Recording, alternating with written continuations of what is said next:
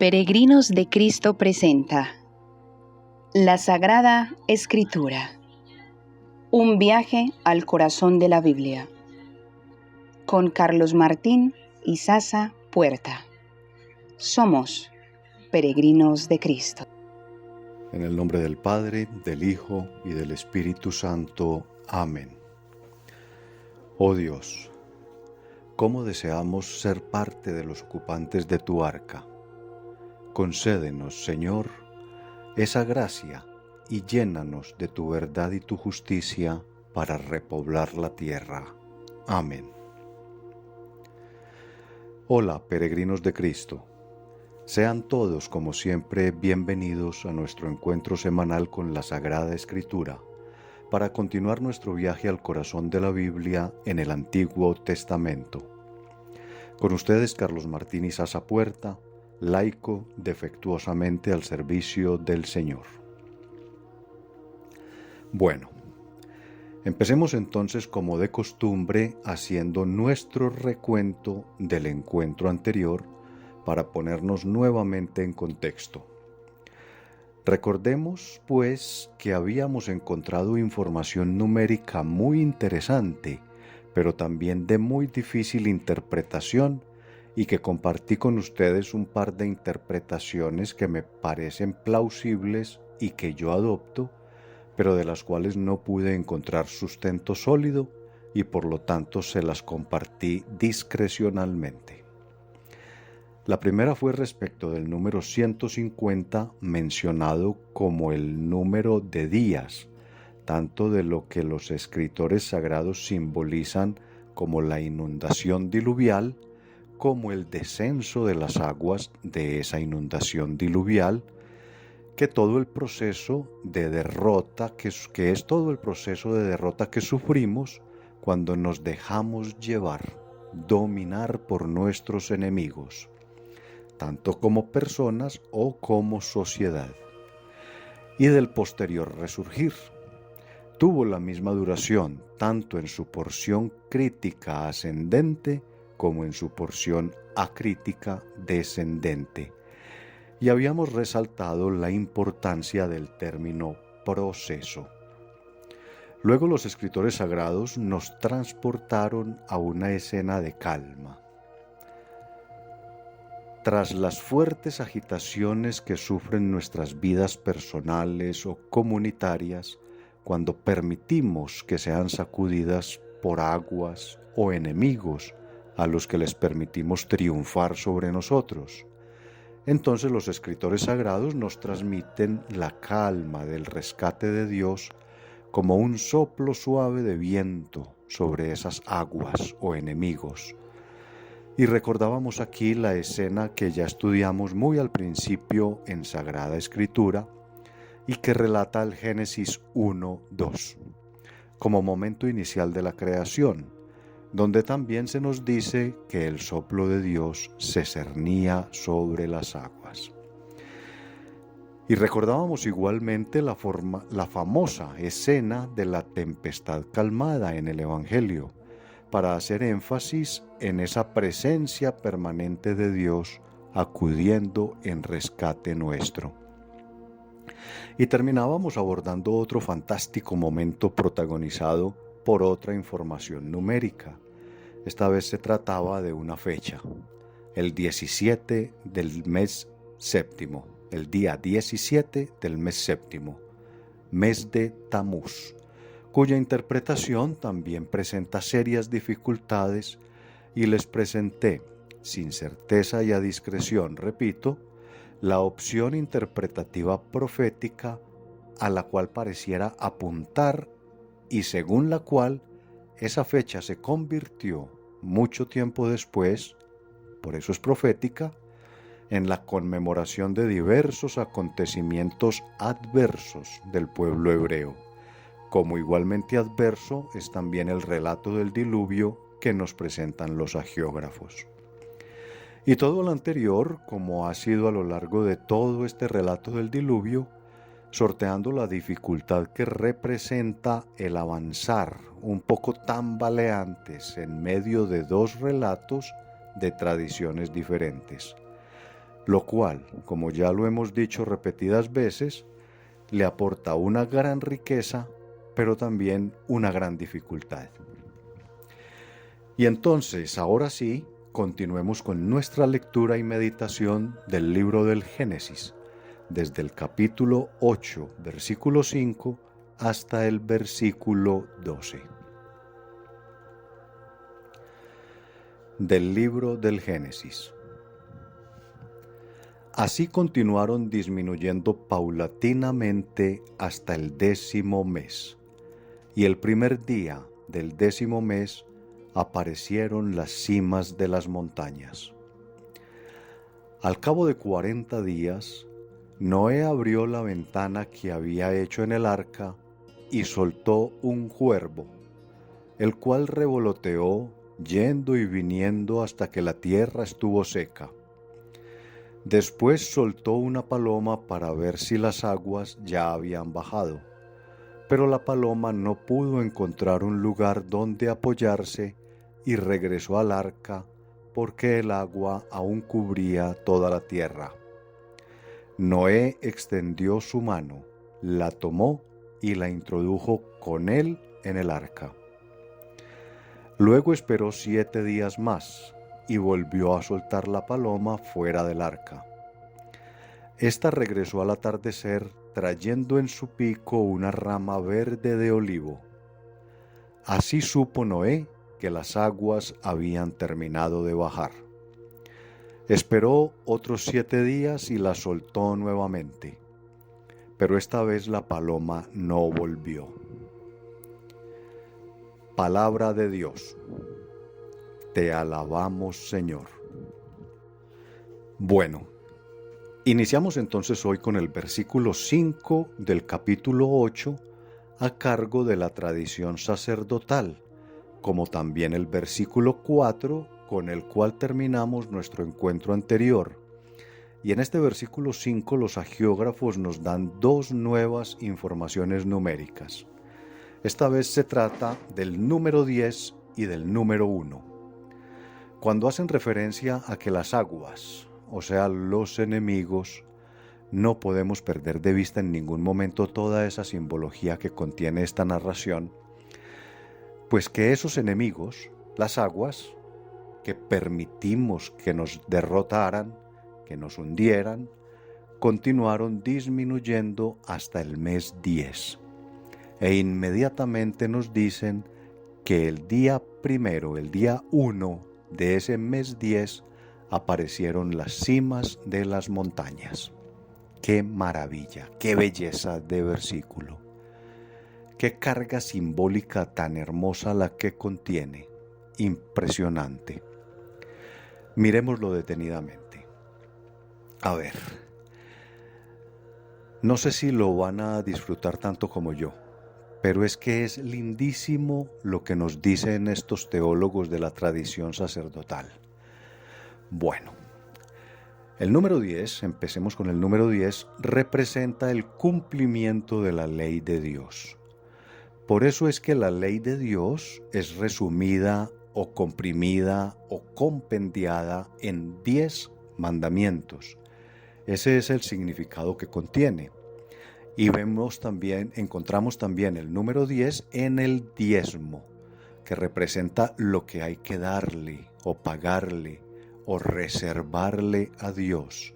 Y en contraposición, cuando el pueblo hebreo tuvo el atrevimiento en el desierto de poner a prueba 10 veces a Dios, sufrió un gravísimo castigo. Y lo vemos también, encontramos el número 10 en el Nuevo Testamento, por ejemplo en la parábola de las 10 vírgenes, o también en la de los 10 leprosos, todos lo recordarán seguramente. Por lo tanto, el número 10 representa la obediencia, el respeto cabal, la obediencia estricta de la voluntad y el deseo de Dios, de su ley.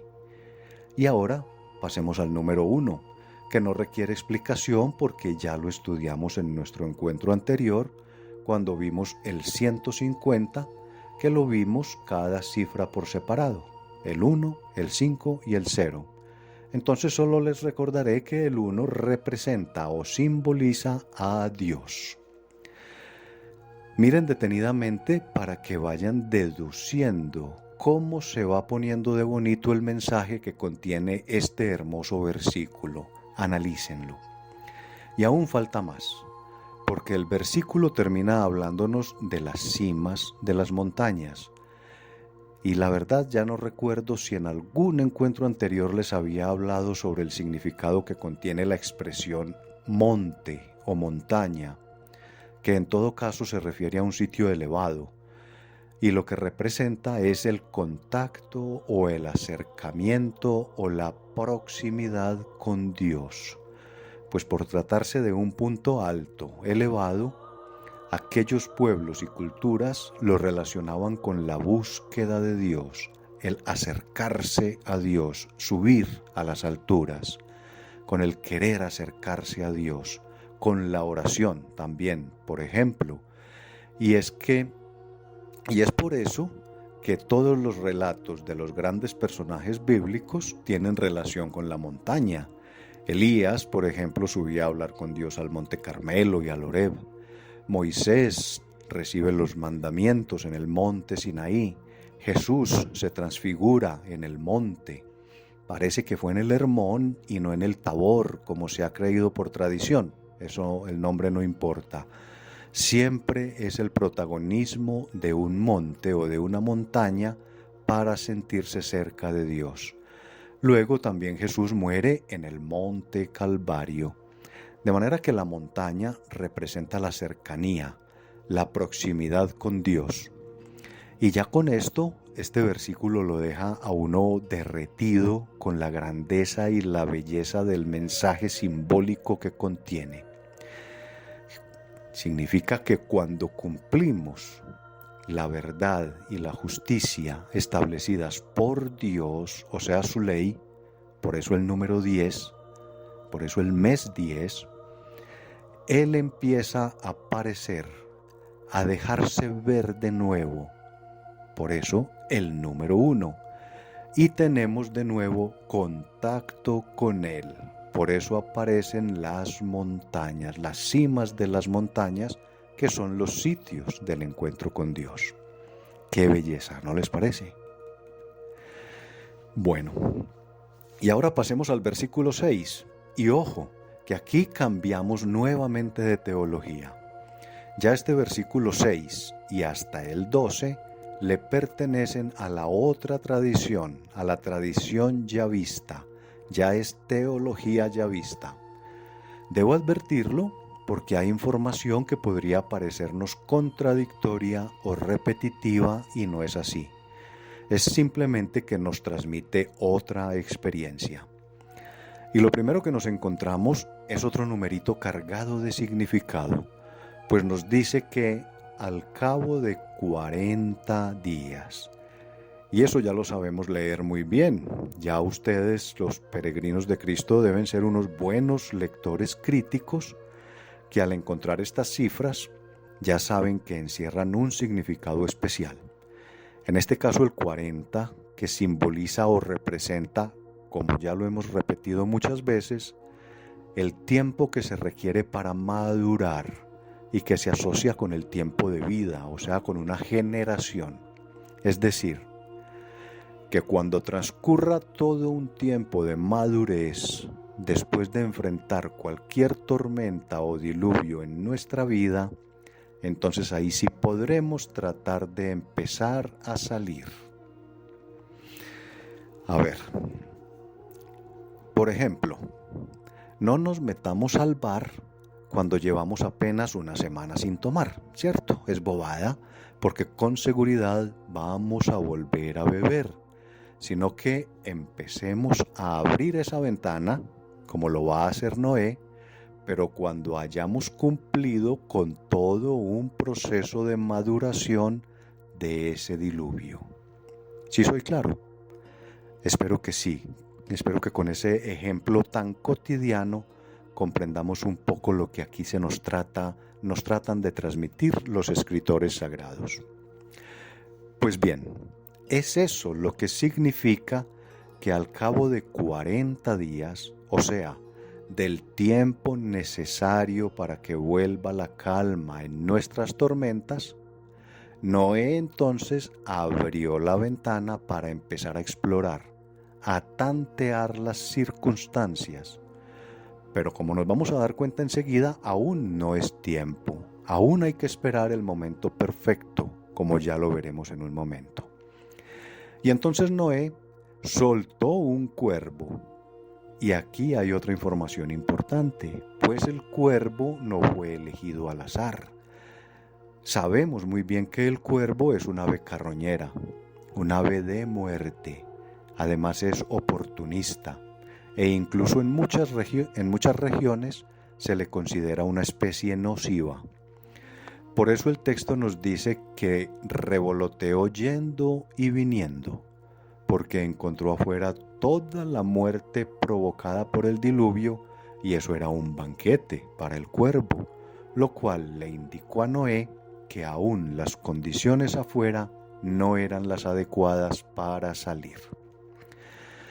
Y después soltó una paloma, y la paloma sabemos también que es un ave noble y pacífica, muy distinta al cuervo, que al no encontrar dónde posarse la paloma, entonces volvió donde Noé, volvió al arca. En eso es muy claro el texto, pues nos dice, noten la diferencia, nos dice que el cuervo iba y volvía. El cuervo es un animal poco confiable. En cambio, la paloma, dice el texto, que Noé extendió su mano y la cogió. Es decir, la paloma volvía al arca, volvía a donde Noé, lo cual le indicó a Noé que la paloma no halló lugar donde posarse. Por lo tanto, todo afuera seguía inundado. A continuación, la hermosa y valiosa carga simbólica de este relato continúa con otro número, y que ya también conocemos muy bien y sabemos leerlo. Ahora está en el versículo 10, donde se nos dice que Noé esperó 7 días más. Y ese 7 ya lo conocemos, ya lo hemos estudiado mucho, ya estamos muy familiarizados con él. Les recuerdo que significa plenitud, totalidad.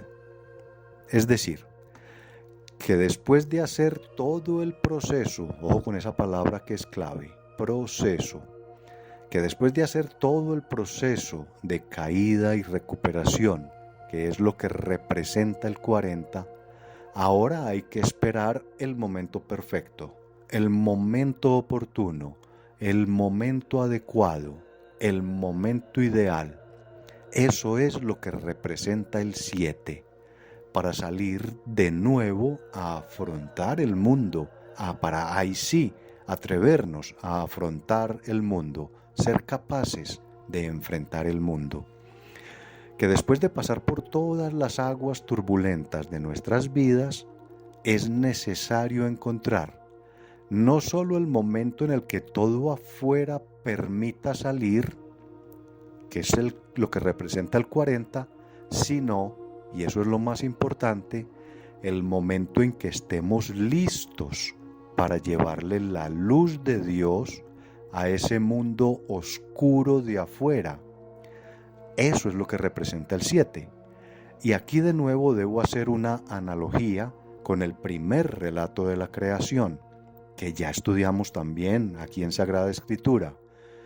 Y es que recordemos que aunque todo había sido creado por Dios en 6 días, la creación no estuvo completa, no fue plena hasta que no fue consagrada, ofrecida, entregada a Dios, o sea, a la verdad y a la justicia, que eso es lo que representa el 7. Por eso el séptimo día de la creación es el más importante, aunque ese día no fue creado nada. Pues aquí en el relato del diluvio vemos exactamente la misma figura, ya que Noé al séptimo día vuelve a soltar la paloma, y entonces ahí sí, al atardecer, y el atardecer se relaciona o simboliza la hora del ocaso de la vida. Miren ustedes, la madurez. Ahí se habla del atardecer, es el momento final del día, cuando nos vamos acercando al reencuentro con el Creador. Atención, por eso, al atardecer, cuando ya hemos superado tantos diluvios en nuestras vidas, ahora sí regresa la paloma trayendo en su pico una rama verde de olivo. Verde indicando que está fresca, que ahora sí hay vida, y de olivo porque el olivo simboliza la paz, la esperanza y la renovación, convirtiéndose en la promesa de un nuevo comienzo después de la devastación de todos nuestros diluvios, la devastación causada por todos nuestros diluvios. Es un símbolo de la restauración de la vida, la superación de la adversidad y la derrota del enemigo, del mal. Y Noé, para tener total seguridad de estar cumpliendo la voluntad de Dios, antes de entregar su valioso cargamento, el tesoro que le fue confiado, confirma, o mejor, reconfirma la restauración de la creación de acuerdo a los planes y el diseño originales de Dios, enviando de nuevo a la paloma. 7 días después, nuevamente aparece el 7 para reafirmar o reconfirmar la plenitud, la totalidad, la cual, en esta ocasión, hablo de la paloma, ya no regresó, dándole así la certeza a Noé de que todo afuera había sido restaurado y podía entregar así su valiosa carga.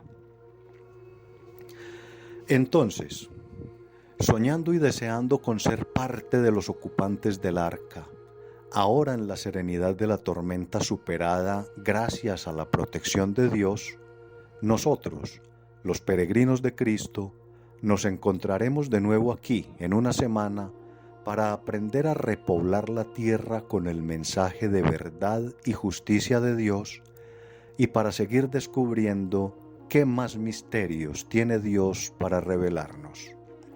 Hasta entonces, peregrinos de Cristo, gloria al Padre, gloria al Hijo y gloria al Espíritu Santo.